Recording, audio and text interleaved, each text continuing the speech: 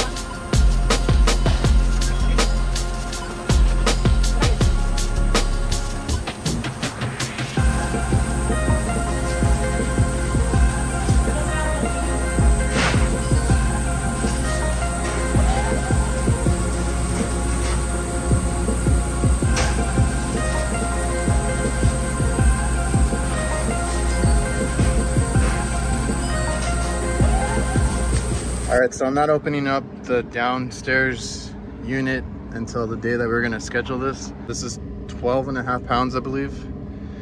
So, got our compressor, got an accumulator up here, so the receiver's in the downstairs unit.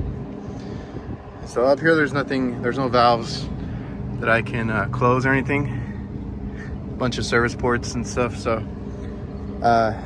you know, when we come in, we'll double check the downstairs. There should be a king valve, but we might just pull the charge anyway, because if I can pump it down, there's also a liquid line solenoid that I can take off, and technically we can pump down, but I don't know if there's any valves to close. We'd have to depend on the compressor to close it off.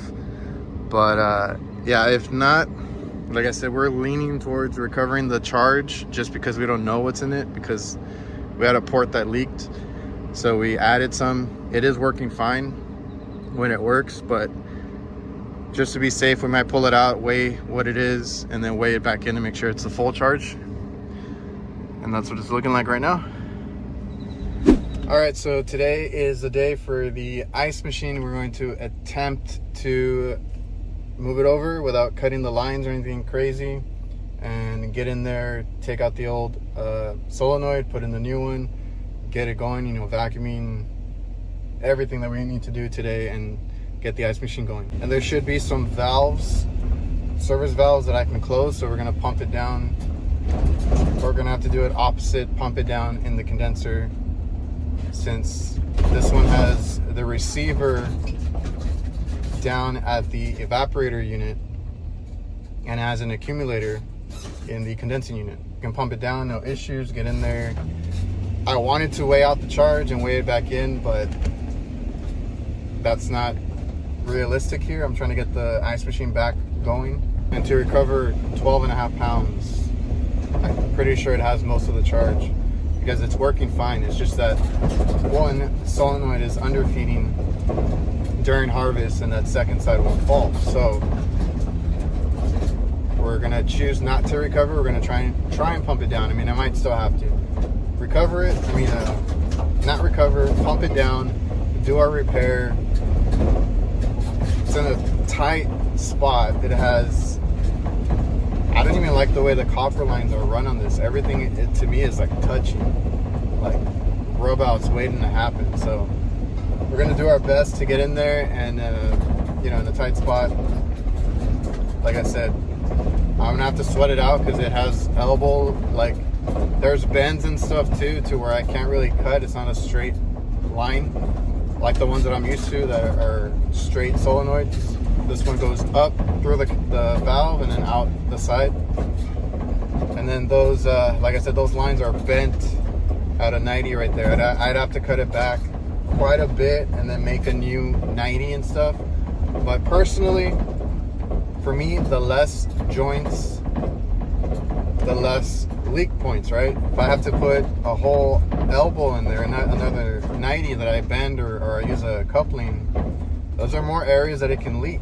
Now, I am very comfortable brazing in awkward situations, so I don't think I would have a leak, or I don't think I would have an issue, but I've said that before and I've had issues just because I cannot wrap it around the way I want it to, because for one, I'd have to use a smaller flame, smaller tip to get a better concentration. I need to invest in some different tips for these weird lines that are up against, like this one's up against a receiver. There's a bunch of wires behind it. There's a TXV right behind it as well. So I got to be careful where I point my flame, and that kind of dictates if I have issues. So that's what I'm saying. I've had issues where I felt confident, but because I cannot point the flame where I wanted to without, you know, burning wires or rubber, you know, insulation, a board, a receiver, like there's always something there. So like, yeah, I can braze it, but I'm gonna burn the shit out of everything else. So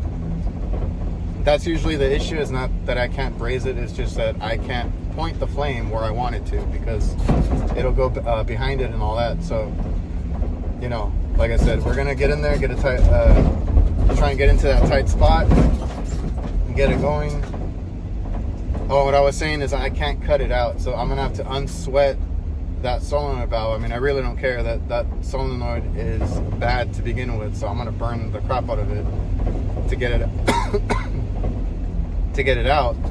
And then, you know, once we put on the new one, we'll put the wet rag putty or the hot block, whichever one I have on me, and protect that one. But that one should be super simple to put in. It's a small line set. There's not going to be an issue wrapping it with the solder. So putting it in is going to be a lot easier than taking the old one out, because I really don't want to cut any lines.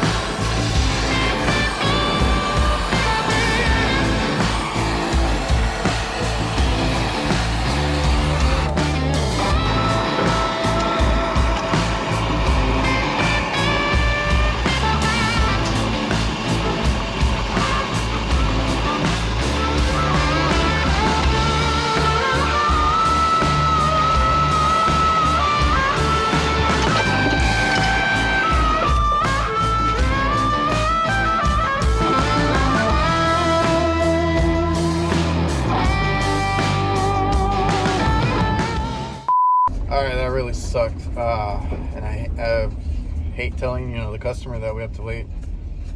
That's not the right valve. So one of our guys got that valve just in case before I got to go out there. So we already had the valve ready, so I was like, oh yeah, if we diagnose it bad, you know, we'll put it in, whatever. And I think they gave him the liquid line solenoid valve. He said he asked for the harvest valve because that's what he was suspecting too. So can't always count on you know, the counter guys. They are new at that place. That is our Manitowoc distributor. So I guess they got mixed up. There's 3 solenoid valves in total. One is, I guess, smaller than the others. The harvest ones are going to be a size up. The liquid line is going to be a 3/8. These are bigger.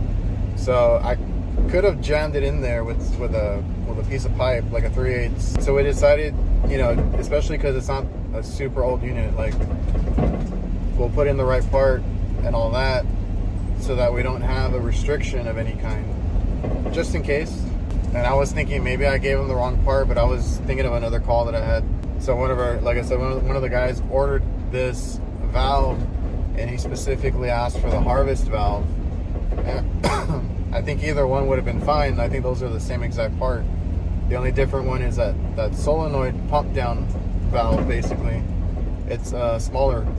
So I went ahead and told the customer. I hate when I have to do that, but luckily it's a next day type of thing, because it's a few hours out. They can get it to the local warehouse tomorrow morning. So thankfully, you know, we did this early and we got it ordered early enough, you know, in the morning to where we can get it the next morning. So unfortunately, it probably won't be till like 10 o'clock when they are already open.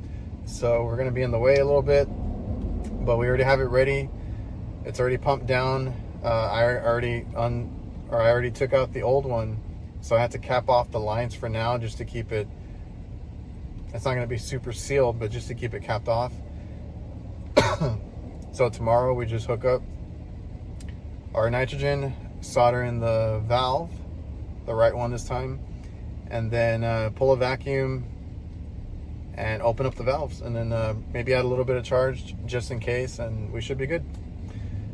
So tough one, tight spot. Luckily I didn't burn anything, but you know, we're gonna get it tomorrow morning and then we'll finally finish this thing. All right, so we're back. Customer had to wait a few days. So new counter guys at our Manitowoc local dealer. We didn't get it in the next day like they promised, and then they sent it to Houston, and yeah, a whole bunch of issues. And they gave us the wrong one.